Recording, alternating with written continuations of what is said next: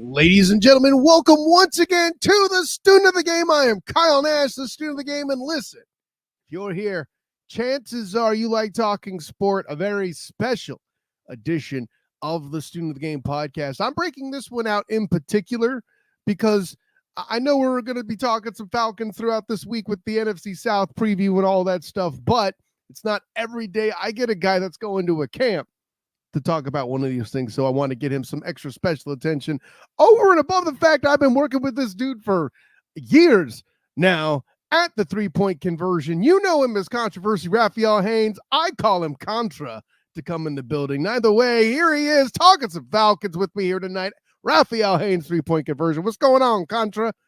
What's going on, man? Did you miss me? You're dang right.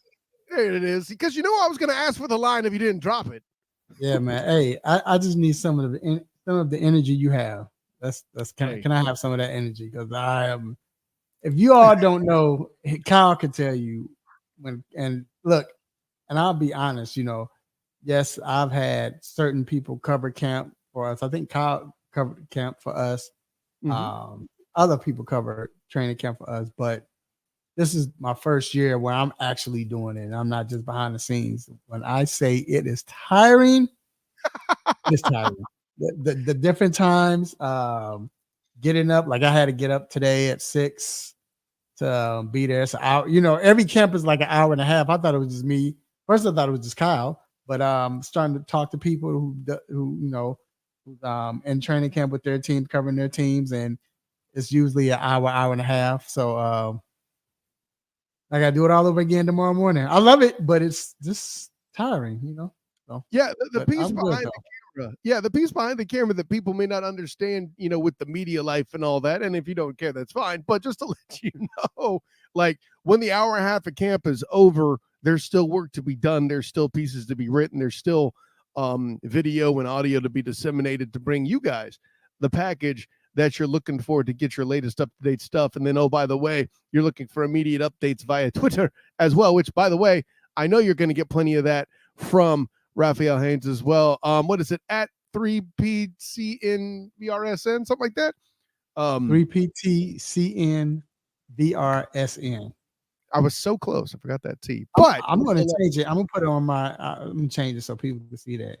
Yeah, he'll put it up here. So if you got the video version, you listen to this on the pod, you'll be able to get the video version on the various YouTube channels. And I could send this to Raphael Haynes. Maybe you'll put it up on the 3-point conversion YouTube channel as well. Bing! So hey, all sorts of options coming at you here for taking this in. But enough about all the production notes and the what have you and this, that, and the other thing. Take us into the nitty-gritty with this particular thing. And there's, when it comes to the Falcons, they have skill players on offense. Their offensive line is traditionally shaky-ish, but they have enough balance with skill players on offense, weapons on offense to be targeted that defenses can normally be spread thin enough if you have a quarterback that knows what he's doing, aka not Desmond Ritter. If you were here last year, watching Danny Thompson defend Desmond Ritter was adorable. It really was. But nonetheless, my friend, shouts a good friend of the 3-point conversion and the student game, Danny Thompson, doing his thing over there in Bristol. But Raheem Moore in the building. Now, I know this isn't the same guy from Tampa. That's not my concern. But it's been a minute since he's been at the helm of a team. What was kind of the atmosphere out there that you saw under Coach Morris there? Oh, it's great. So I wasn't at camp last year, but I could tell you, I can imagine how it was with Arthur Smith. Just for the fact that Arthur Smith wanted to be, he was a protege of not necessarily Belichick, but who was the coach of Tennessee last year? Mike Vrabel. Thank you. Yes, Vrabel. So Vrabel has that Belichick mystique as well, but Smith tried to take it to the ninth power, and it didn't work. And he was, true enough, he was one of those no nonsense guys, and led up the law, and he did it by the book. He had his way, but it was just no nonsense. And well, sometimes that won't work with a bunch of young guys. Mm-hmm. Then Raheem Morris. Raheem Morris is just with the media, he's funny. First thing he does as soon as he comes in, he messes with shout out to my mentor, D. Orlando Ledbetter. Messes with him. Cool guy. Yeah, I know. I met him before myself. Yeah, going to the Hall of Fame. So he's getting inducted to the Hall of Fame. Nice. Saturday. So, but either or, he comes in, he messes with him, he speaks to everyone, makes a joke, calls everyone, hey, how you doing, Allison? How you doing, Jay? How you doing, this and that? And sort of making jokes and just very light. And he's to the point, but at the same time, he likes to have fun with it. Mm-hmm. He understands the room. I'll say that he understands the room, and then he creates the room atmosphere. As far as he wants it to be light, we're still focused, but it's still fun and games. I shouldn't say fun and games, but it's still we still having fun. It's a kid sport. It's a boy sport. We love to have fun, and that's how he makes it. But yet still he gets the task done. So it's funny you asked about the atmosphere because multiple players, and when I say multiple, I'm talking more than 7 to 8 guys I've talked to that talk to the media. They keep saying the atmosphere is great. They love it. The fact that you can come in, you might mess up, you don't get chewed out. You don't feel that, I'm about to get chewed out. No, it's a teachable moment. The coaches will sit there, talk to you. This is what you should have done. It's all right, man. Even kind of joke with it in a sense. But still, the whole point is you're going to learn some teachable moment. This is what you're supposed to do. You didn't do that. But it's no, I'm in trouble. I'm going to the principal's office or anything like that. So just with that, everybody's allowed to have fun. Everybody's allowed to joke. It was so funny. Like he has a rule where and most coaches probably have this rule, but if you're offsides, or especially if you're a lineman and you have a false start, you got to get out. Somebody else come in. But how he does, as soon as he get out, get out. You got to get out. And he's laughing and come on, next one, get him. And it's just like, man, so it's like it's joyful for him. But they learn how to deal with it. And it's a fun atmosphere. And you can see it in the guys, the way they respond to him. And they're all, ready to give it all. And we all know, Kyle, once you have a player's attention, you have a player to buy in, you have a player's respect, and they feel like they can trust you, they'll go through brick walls for you. So or at least try. So that's the atmosphere right now. It's a great atmosphere. You got former players being there. This is great. Like I say, it's just a great, clean atmosphere. You talk about the offsides thing. I got wild and out in my head. It's like you're out. And that's how it's funny because that's how it's like how he does. It's like, oh, you're out of there, you're out. Next one, come on. And he's laughing. And like you said, a guy wilding out, how he's kind of in a joyful spirit when he says it. He's it's funny. Yeah, it's funny. Well, and it's funny you mentioned this lighter approach to coaching. I feel like something that would be more in effect in Raheem Morris's previous days in Tampa in that time frame, but now this time later, this style, and I'm sure he's polished it up a bit and evolved it some to this particular level. And I think this is more the kind of guy that's going to have success, a Brian Billick type. I think the most rough air quotes coach out there is going to be more like a Harbaugh type, and even they are very kind of family father figure oriented, and that's their approach to it. But it's the days of the Tom Coughlins and all those kind of tough guys, the Belichickian stuff. I think it's a thing of the past. I'm with you on that. Right. But like I said, that's why Arthur Smith is not there. He didn't have the team didn't buy in, and but you can tell already, and that's all they've been talking about is love playing on the coach, the atmosphere. That's what they keep saying. So once you got 3 or more saying it, it's the truth. Yeah, I mean, listen, that old method may work for a team that's already winning. It's not going to work for a team that's rebuilding. I definitely appreciate what's going on there. But let's transition to this. And I don't want to belabor the decision to draft Michael Penix Jr. While also acquiring Christian Kirk. And to be clear, listen, on this show, this is a Michael Penix house, man. Okay. I predicted that Michael Penix would win the Heisman. And frankly, I still think he was robbed. Even as an SEC guy, no disrespect to Jaden Daniels. He obviously had a fantastic year, but did he have to beat Oregon twice? No, he did not. That's all I'm saying. But with all that in mind, and again, no disrespect to Jaden Daniels. It's fine that he won it. I'm not setting anything on fire. But how have they both looked? And let's put it this way. How concerned are you watching Kirk Cousins, aka Kirk Coupons? How comfortable are you watching him as an injury risk? Like, listen, in my mind, he could be out just as quickly as Brett Favre if things go wrong, especially, by the way, playing the freaking Pittsburgh Steelers in week 1, right? But how's he looked in camp? When I say a pro's pro, he's a pro's pro. First of all, it's all go with him. They have no restrictions on him. They're letting him, run the offense. Everything is live. Matter of fact, offensive coordinator Zach Robinson talked about that today. Everything's live, no restrictions at all. Let him go. It's all go for him.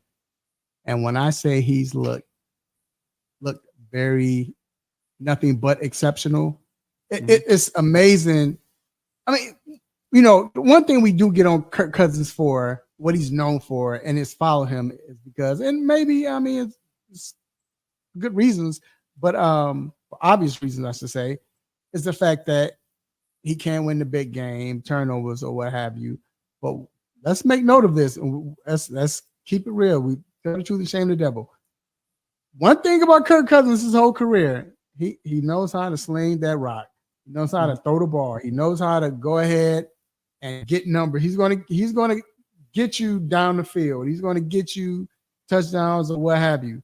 That's not a problem with Kirk Cousins. The problem has been in tight games. Sometimes he doesn't deliver, at least in the past. But when I tell you, it's like someone who's been in the desert with nothing to drink for the last 6 hours. Next thing you know, somebody comes in with a cold glass of water. It's refreshing. That's what it is to this team. And you can tell his professionalism. Remember, this is a very young team, but his professionalism, the way he's detailed, the way he takes notes, they're paying attention.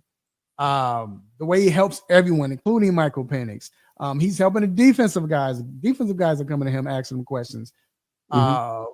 It's just it's a good thing to see him there and see him be able to have that effect on the team. Like I said, it just doesn't look like the same Falcons. Yeah, and I can't make this point clear enough. As critical as you, me, anybody may be of Kirk Cousins and the Falcons seeking him out, truth proof positive is this. It's snap one, week 1. If he's there, he's an automatic upgrade, regardless of how limited or reduced he may be compared to past Kirk Cousins that's been on some of these big Viking teams, right? So, I think that's downbeat number 1, because let's say that Kirk Cousins is only mediocre and doesn't even provide all this knowledge base, which has all this intangible value that we you touched on very nicely there. The dude is surrounded with weapons, right? Bijan, London, Pitts. And I don't have everybody. It's only so long we're trying to record it. And I'm not trying to list all the weapons, Raph, okay? But, there's enough there to lift him up there too. So, but let me ask you this. Let's pretend Kyle's correct about the injury risk. It does happen. Michael Penix Jr. might be in a position to where he has to play significant snaps this season while Kirk recovers or whatever the situation could be. Would this team feel confident throwing him out there as QB2? Yes, because he is QB2 right now. You got to remember, they have a solidified QB, or they have a solidified quarterback that's played in the NFL for some years, and that's Taylor Heineke. And we've seen him bring the Washington Commanders to the playoffs. We've seen him play well in spurts. Nearly beat Brady. Almost nearly beat Brady. And so when you have a veteran like that, now mind you, Michael Penix was pick number 8. So you're gonna say, okay, we picked this guy, we're gonna go ahead. Some people would say that, but yet still, this is Michael Penix. This is what I've noticed. So through drills, he'll look decent, just like maybe just regular quarterback drills, what have you. Like today when they were doing the 101s with they had a quarterback, then you had a wide receiver and the cornerback, or the receiver and the cornerback, was tight end and wide receiver. It was some throws that he threw it. They were off. Some he hit stride, but some were off and behind them and all of that. But when they get on 11 on 11, when they do the 11 on 11 drills, when they do the ones versus the twos, or the twos offense, like the twos versus the number one defense, and the red zone drill, money. And so it's like when he's under the lights, the bright lights, or when it counts, he's dialed in. And it's, the teammates, they're amazed by him. The coaches, they're going crazy over him. And one thing, so we got a chance to talk to Mr. Blank today, Arthur Blank. Owner of the Falcons. The owner, right. And the one thing he said today was, he talked about them drafting Michael Penix, and he said he was made aware of it. He was shocked as well, but he was made aware of it before they did it. He doesn't like to be shocked or surprised. But and they did let Cousins know when they would talk in contracts with him that they might get a quarterback. They didn't know they was going to get a quarterback at number 8, but when they figured out they were going to do it, they did. They said it attempted to reach out to him, and they couldn't reach Cousins. And by the time they reached Cousins, that's when it was like within the 5 minutes or whatever, and he was shocked and all of that. But yet still,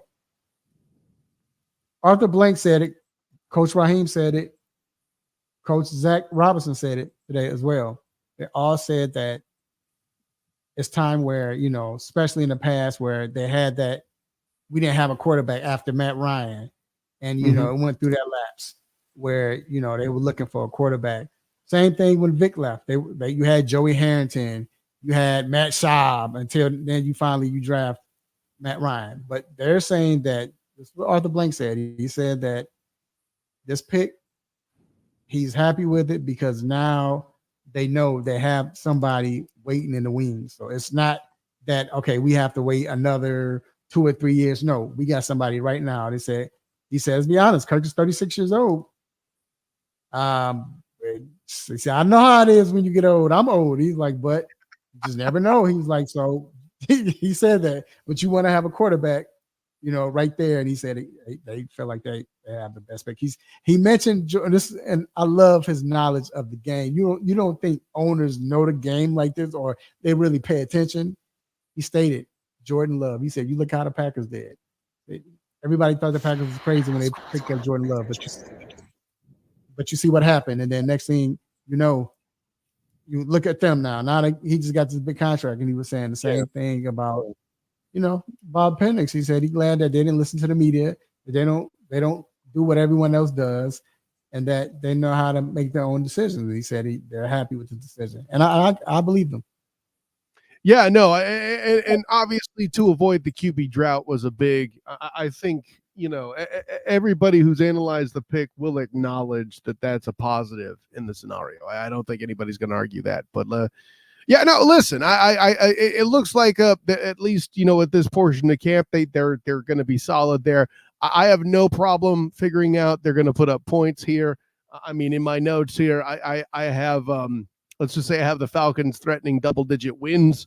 All of this stuff. They're going to be a force to reckon with in the NFC South, I think, too. But the offense is not where I get concerned. It's defensively. And listen, I know that Richie Grant's done good things as a safety based on my work with the black and gold banneret, covering UCF, him and Mike Hughes doing things in the defensive backfield.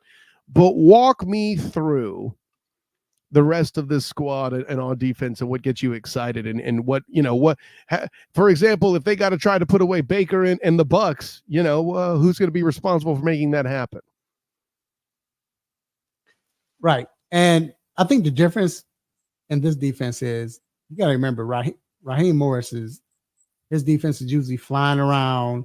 They're They're very disciplined, but they're flying around. And they're not conservative.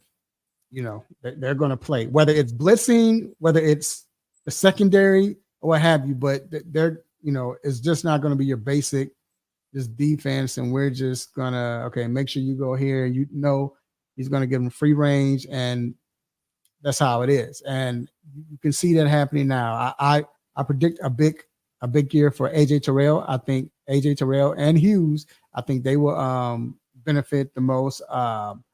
The defensive line, I think we're going to see a big change in the defensive line.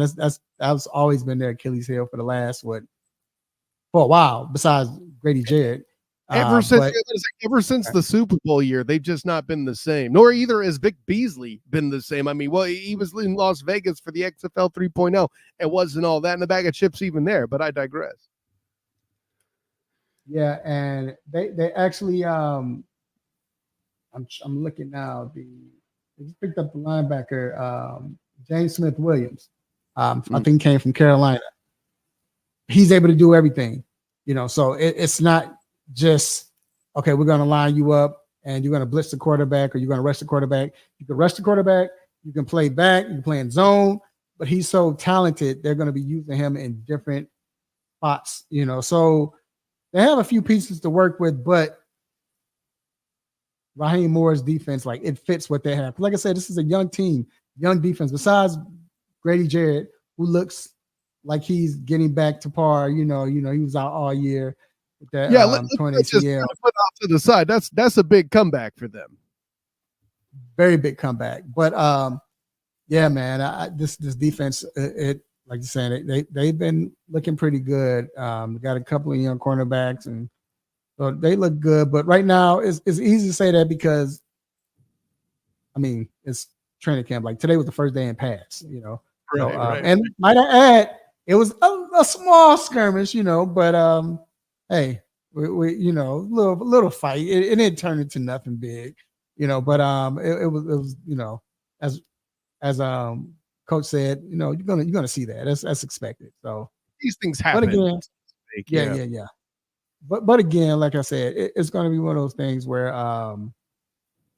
just have to see, because right now everything is vanilla. They're just learning everything. Even Coach Zach Robinson, offensive coordinator, he's like, you all won't see anything until September 8th, or whatever the date. I think it's September 8th. Yeah, he was like, you all won't see anything to that day. So again, it's vanilla, but like I said, the way they're flying around, the way they respond to the coaches, the way they respond to each other, it just looks like it's going to be a different year, a different Falcons team. And listen, even if all that's true, another thing they got working in their favor, I would argue, is a pretty darn formidable schedule, right? I mean, playing the NFC East, the AFC West, yes, I know the Chiefs are in the AFC West, but I can make an argument that division is among the bottom 3 or 4 in the league. And then the remaining, the bonus teams, as I like to call them, we mentioned week 1 with the Steelers, and then, of course, the Seahawks and the Vikings. Raphael Haynes, how do you feel like the Falcons are going to finish today at this point? And obviously, you still got to get through camp, there's preseason and stuff. But if you could furnish us with how you think the Falcons are going to finish here in 2024. Well, I will say this. At first, I was like, I might win 8-9 games. I had Tampa Bay winning the division. Not really running away from that, but man, I could see the Falcons winning 10 games, because the division itself is not strong, and it's not. I mean, they're competitive when they play each other, but besides the Bucks, New Orleans, no, I don't. Then Carolina, we already know what's going on with them. But I really believe that Kirk Cousins add 3 more wins to this team. I mean, honestly speaking, let's be honest. If you look at the Minnesota Vikings, the last 2 years, we'll say the last 2 years, they really didn't have, besides Justin Jefferson. I mean, I like the Hawkinson trade, but the running backs, Dalvin Cook, his last year wasn't that well. Then last year they weren't doing that well running the ball. Mm-hmm. Even defensively, they weren't that good. but yet still they're used to winning 10, 11 games, winning the division. The only reason why they didn't win the division last year because he got hurt. So, but they have more talent on this team. Yes, it's a younger team, but yet still, Kirk Cousins is his professionalism, the way his accountability, and they're going to learn from him. He's going to add 3 more wins. So I could see this team.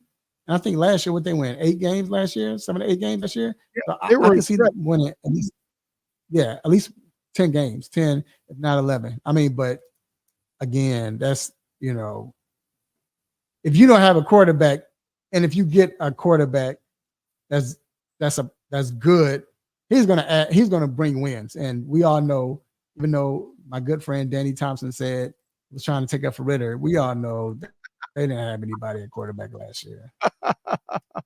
Yeah, I mean, you mentioned these young guys, and in the past here, it's no disrespect to Taylor Heineke, but I could argue he's the best of the quarterbacks in the past 2 seasons, considering Mariota and Desmond Ridder being the other guys on the roster. By the way, something the Bucs have that the Falcons don't, Raphael Haynes, these 3 teams on their schedule: the Niners, the Ravens, the Lions. So when you consider that, I would say advantage Falcons, considering their bonus 3 games are the Steelers, Seahawks, and Vikings. That right there could be the division and the Falcons' ability to perform there. I have them going double-digit wins. I have 11 wins, by the way, for the Falcons going 11. Wow. So, yeah, I think I will say this. Yes. I'm sorry. I was going to say, I will say this. Another big reason why they probably will win, they will probably win 10 or 11 games. You mentioned the talent. They have the weapons. One weapon that they have that we hadn't seen